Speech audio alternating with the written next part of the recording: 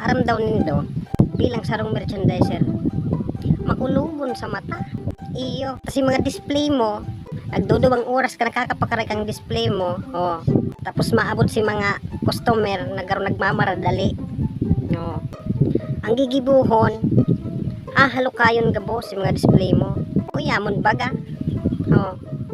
Hahalo kayon abot sa pinakairarong. Pag nahalo kay nagabos ang kung anon saro-saro.